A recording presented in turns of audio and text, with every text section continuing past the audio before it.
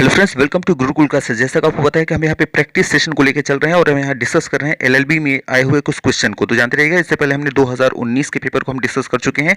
आज जो डिस्कस करेंगे वो डिस्कस करेंगे 2018 में आए हुए कुछ क्वेश्चन को। तो जैसा आपको दिख भी रहा होगा, देखिएगा यहाँ पे लिखा हुआ जैसे विधि प्रवेश परीक्षा 2018 हल प्रश्न पत्र। और जानते रहिएगा इसमें कुछ डाउट्स कुछ लोगों को जैसे है कि एग्जाम जो होगा वो माइनस मार्किंग होगा या फिर नहीं होगा। तो जानते रहिएगा इस बुक्स की बात करें जो ये आपका जो इस पेपर को डिस्कस कर रहे हैं, इसमें 4 नंबर देखेंगे पॉइंट पे, तो इसमें आया है देखिए 0.5 की बात की गई है कि माइनस मार्किंग आएगा। लेकिन चूंकि यूनिवर्सिटी की साइट में हम चेक कर चुके हैं, वहां पे कहीं माइनस मार्किंग की कोई बात नहीं आई है। तो हम फिलहाल ये मान के चलेंगे कि आपका एग्जाम जो होगा माइनस मार्किंग में नहीं होगा। लेकिन फिर भी एग्जाम देते समय आप सब क्या होगा कि आपको एक क्वेश्चन का बुकलेट मिलेगा, उसमें ऊपर साफ साफ लिखा रहता है पॉइंट बनाकर 1 2 3। तो उन इंस्ट्रक्शन को आप जरूर पढ़ लें, क्योंकि उसमें जैसे आप पढ़ेंगे तो आपको क्लियर हो जाएगा। अगर वहां माइनस मार्किंग होगी तो उसकी बात की जाएगी, नहीं होगी तो वो पॉइंट नहीं लिखा रहेगा। तो उसको आप अच्छे से देख लीजिएगा। फर्स्ट नंबर पे देखिए क्वेश्चन जैसा आपको दिख रहा है सामान्य हिंदी। देखिए हेडिंग क्या है, सामान्य हिंदी। तो सामान्य हिंदी आप देख रहे हैं यहाँ पे सेक्शन नंबर 1 है हमारा। और इसमें देखिए पहला क्वेश्चन क्या कह रहा है कि कौन सा व्यंजन ऊष्म नहीं है। तो हमें यहाँ दिखना है कौन सा व्यंजन ऊष्म नहीं है। तो जानते रहिएगा व्यंजन जहां बात करें तो दो एक साथ की जाती है, एक होता है अंतस्थ व्यंजन और एक होता है ऊष्म व्यंजन। तो थोड़ा सा जान लेते हैं इसके बारे में। तो जानते हैं अंतस्थ व्यंजन जो होता है वो होता है या, रा, ला, वा। ये ऐसे वर्ण हैं जानते रहिएगा जिनके अंदर स्वर छिपा होता है। अब बात करते हैं यहाँ ऊष्म व्यंजन, जो यहाँ क्वेश्चन दिया है उष्ण। तो उष्ण में कौन सा होता है, तो जानते रहिएगा उष्ण व्यंजन में 4 आते हैं। और वो कौन कौन से, एक तो तीनों सा आ जाएंगे, सिट्टी वाला सा, खटकोण का, सादा सा और एक हा। ये चारों जो होते हैं ये उष्ण व्यंजन कहलाते हैं। इसको याद रखिए, 4 होते हैं, एक सादा सा, एक खटकोण सा, एक सिट्टी वाला सा और एक हा। ये 4 क्या होते हैं, उष्ण कहलाते हैं। और जानते रहिएगा इन चारों के उच्चारण में मुख से विशेष प्रकार की गर्म वायु या ऊष्म निकलती है, इसीलिए इन्हें ऊष्म व्यंजन कहते हैं। तो क्वेश्चन देखिए क्या कह रहा है, कौन सा व्यंजन ऊष्म नहीं है। तो आपको बताया गया ऊष्म 4 ही होते हैं, तीनों शा हो गए और एक हा हो गए। तो देखिए ए सी डी में तीनों में शा हो गए, हा मिसिंग है, हा की जगह का आया है ग आया है, ऑप्शन नंबर बी। तो बी नंबर को हम क्लिक कर देंगे, ग जो है वो ऊष्म नहीं। सेकंड नंबर देखिए क्वेश्चन क्या कह रहा है कि निम्न में से कौन सा देशज है। तो अब ये देशज क्या होता है, तो जानते रहिएगा देशज जो होते हैं, जानते रहिएगा वे शब्द जिनकी उत्पत्ति मूल का पता न हो, मतलब वे शब्द जिनकी उत्पत्ति कहाँ से हुई है, कहाँ से ये शब्द लिए गए हैं ये पता ना हो, लेकिन वे प्रचलन में हो, ऐसे शब्द को देशज कहा जाता है। अब जानते रहिएगा ये शब्द जो है आमतौर पर क्षेत्रीय भाषा में प्रयोग किए जाते हैं। जैसे आपका लोटा, कटोरा, डिबिया, खिचड़ी और पगड़ी, आटा, चिड़िया, जूता, कलाई, खिड़की, ये जो सारे शब्द हैं ये सब देशज कहलाते हैं। तो इसमें देखिए ऑप्शन में देखिए ये कहाँ आया है, देखिए ऑप्शन नंबर जो हमारा डी आया है, जो लोटा शब्द है ये देशज है, इसलिए हम डी नंबर को क्लिक कर दें। थर्ड नंबर देखिए क्वेश्चन आया हुआ है कौन सा शब्द तद्भव नहीं है। अब देखिए दो चीजें होती हैं, एक होता है तद्भव और एक होता है तत्सम। जो तद्भव नहीं है वो तत्सम होगा, जो तत्सम नहीं होगा वो तद्भव होगा। तो यहाँ एक क्वेश्चन कह रहा है कि कौन सा तद्भव नहीं है। जब तद्भव नहीं है आप चाहे इसको ऐसे बोलेंगे कौन सा शब्द तद्भव नहीं है, या फिर आप ऐसे भी कह सकते हैं कौन सा शब्द यहाँ पे तत्सम है। तो अगर देखेंगे तो इसमें कौन सा, आप देखिए तद्भव तत्सम में क्या अंतर होता है आपको पहले भी बताया जा चुका है कि तद्भव जो होते हैं जो संस्कृत शब्द से उत्पन्न, ऐसे शब्द जो संस्कृत शब्द से उत्पन्न हुए हैं या उसी से आगे कन्वर्ट होकर बन गए हैं, तो उसको बोलते हैं हम तद्भव। और तत्सम किसे कहते हैं, तत्सम जो होते हैं वो संस्कृत भाषा के मूल शब्द को, जो संस्कृत भाषा से लिए गए शब्द को सेम टू सेम हिंदी में ले लिए गए हैं, किसी और भाषा में ले लिए गए हैं, उसको बदला नहीं किया गया है, उसको हम बोलते हैं तत्सम। तो अब यहाँ देखिएगा हमें यहाँ देखना है कि कौन सा वो सेम टू सेम भाषा है। देखिएगा इसमें ऑप्शन ए में है दूध आया है, बी नंबर पे तात आया है, सी नंबर पत्ता आया है, डी में है हाथ। तो आपने जैसे महाभारत में सुना होगा कृष्ण भगवान ने अर्जुन जी को कहा था कि हे तात, हे तात। तो हे तात वहां यूज हुआ था संस्कृत में। तो तात शब्द इसका मतलब कि संस्कृत का शब्द है, और जो संस्कृत का शब्द होता है उसे बोलते हैं तत्सम। इसका मतलब तत्सम है तो तद्भव नहीं हो सकता। तो यहाँ जो ऑप्शन नंबर बी आया है, बी तात, तात यहाँ पे कर देंगे कि ये तद्भव नहीं है बल्कि क्या है, ये तत्सम है। तो इसलिए बी नंबर को हम क्लिक करें। फोर्थ नंबर देखिए क्वेश्चन आया हुआ है निम्न में कौन तत्सम शब्द है। अब कौन सा तत्सम, तत्सम आपको बताया गया था जो संस्कृत शब्द से सीधे सीधे ले लिए गए हों उसी को हम बोलते हैं तत्सम। तो अब देखिए ए नंबर पे है गांव, बी नंबर पे है गृह, सी नंबर पे है पांव और डी नंबर पे है आंख। तो जानते रहिएगा इन चारों में अगर हम बात करें जो ऑप्शन नंबर बी आया है, बी गृह, गृह जो है ये हमारा तत्सम है, इसका जो तद्भव होता है उसको बोलते हैं घर। तो जो संस्कृत में गृह बोला गया है लेकिन यहाँ पे हिंदी में क्या बोलते हैं, हम घर बोलते हैं। तो जो संस्कृत के जो शब्द सीधे सीधे ले लिए गए हैं उसी को हम बोलते हैं तत्सम। तो इसलिए हम बी नंबर को क्लिक कर देंगे। फिफ्थ नंबर देखिए क्वेश्चन आया है, निम्न में से कौन सा व्यक्तिवाचक नहीं है। तो अब इसमें हमारे पास 4 ऑप्शन है, इसमें हमें देखना है कौन सा व्यक्तिवाचक नहीं है। तो व्यक्तिवाचक का मतलब क्या होता है, जानते रहिए किसी भी वस्तु या किसी भी इंसान का अगर कोई ना कोई नाम है उसको उस नाम से बुलाया जाता है तो हम उसको बोलते हैं वह व्यक्तिवाचक संज्ञा है। तो हमें यहाँ कह रहा है कि कौन सा व्यक्तिवाचक नहीं है, तो आइए चेक करते हैं। देखिए ए नंबर पे है राम, राम किसी न किसी इंसान का नाम हो सकता है, बिल्कुल हो सकता है, इसलिए व्यक्ति का नाम हो गया तो व्यक्तिवाचक हो गया। हिमालय भी किसी न किसी वस्तु का नाम है, किसी पहाड़ का नाम है, तो पहाड़ भी क्या है, कोई ना कोई वस्तु है, उसका नाम हिमालय है, इसलिए ये भी व्यक्तिवाचक हो गया। पुस्तक भी किसी न किसी चीज, किसी न किसी वस्तु का नाम है, तो नाम है किसी न किसी वस्तु का, तो पुस्तक भी क्या हो गया, व्यक्तिवाचक हो गया। और डी नंबर पे देखिए घृणा, क्या घृणा किसी वस्तु किसी इंसान का कोई नाम है, नहीं, ये घृणा कोई चीज नहीं है ना तो कोई इंसान है, बल्कि ये क्या है, ये तो एक विशेषण है, ये नाम नहीं है। तो इसलिए हम डी नंबर को क्लिक कर देंगे। डी नंबर हमारा जो घृणा शब्द है ये व्यक्तिवाचक नहीं है, बल्कि ये क्या है, ये बल्कि विशेषण है, तो इसलिए हम डी नंबर को क्लिक कर देंगे। 6 नंबर देखिए क्वेश्चन आया हुआ है, आप किस प्रकार के सर्वनाम का उदाहरण है। तो जानते रहिएगा आप हो गया, मैं हो गया या वह हो गया, इस तरह के जो भी सर्वनाम आते हैं ये सब कहलाते हैं पुरुषवाचक सर्वनाम। तो पुरुषवाचक सर्वनाम देखिए कहाँ है, देखिए ऑप्शन नंबर बी आया है, तो बी नंबर को हम क्लिक कर देंगे। 7 नंबर देखिए क्वेश्चन आया है, यह काला घोड़ा है, इसमें विशेषण है, तो इसमें कौन सा विशेषण है। तो देखिए ऑप्शन ए में है काला, बी में है घोड़ा, सी नंबर पर है यह और डी में है इनमें से कोई नहीं। तो देखिएगा यहाँ पे हमें सबसे पहले विशेषण का मतलब क्या होता है, जो किसी न किसी संज्ञा की कोई ना कोई क्वालिटी, कोई ना कोई विशेषता बतलाता है, उसे हम बोलते हैं विशेषण। तो यहाँ हमें देखना है कि यहाँ संज्ञा कौन है, संज्ञा कौन है, घोड़ा, घोड़ा क्या है, संज्ञा।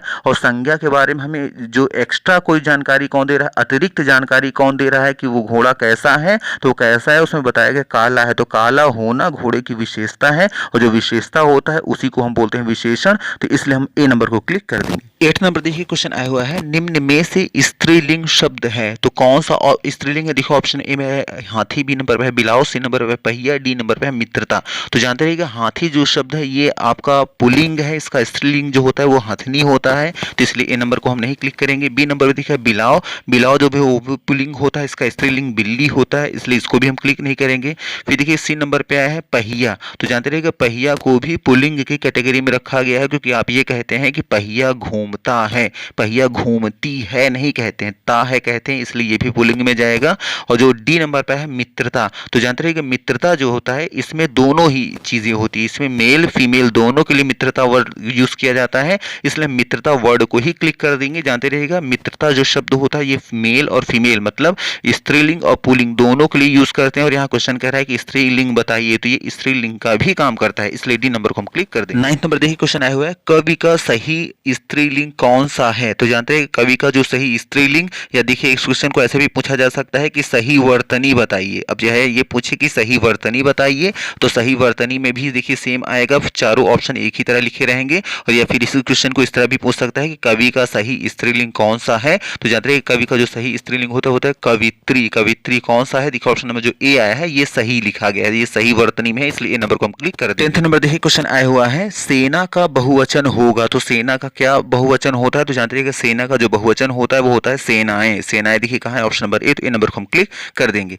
11 नंबर देखिए क्वेश्चन आया है, हिंदी में कुल कितने कारक होते हैं। तो जानते रहिए हिंदी में कुल 8 कारक होते हैं, 8 देखिए कहाँ है, ऑप्शन नंबर डी में है, तो डी नंबर को हम क्लिक कर देंगे। नेक्स्ट नंबर देखिएगा यहाँ क्वेश्चन अभी कट रहे हैं, पहले जितने क्वेश्चन दिख रहे हैं पहले उसको हम डिस्कस कर ले रहे हैं, फिर उसके बाद जो कट रहा है जो भी क्वेश्चन उसको फिर बाद में हम डिस्कस करेंगे। तो पहले देखिएगा यहाँ 17 नंबर देखिए क्वेश्चन ऊपर क्या कह रहा है कि अंधकार का विलोम शब्द है, तो अंधकार का कौन सा विलोम शब्द होता है। तो जानते रहिए अंधकार का जो विलोम होता है वो होता है प्रकाश, प्रकाश देखिए कहाँ है, ऑप्शन नंबर ए, तो ए नंबर को हम क्लिक कर देंगे।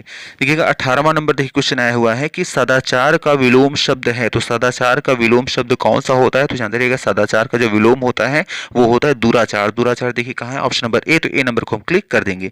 19वां नंबर देखिए क्वेश्चन आया है, जो कभी बूढ़ा न हो वाक्य के लिए एक शब्द होगा, मतलब जो कभी बूढ़ा न हो उसको एक शब्द में क्या बोलेंगे। तो जानते रहिएगा जो कभी बूढ़ा न हो उसे हम बोलते हैं अजर, तो अजर देखिए कहाँ है, ऑप्शन नंबर ए, तो ए नंबर को हम क्लिक कर देंगे।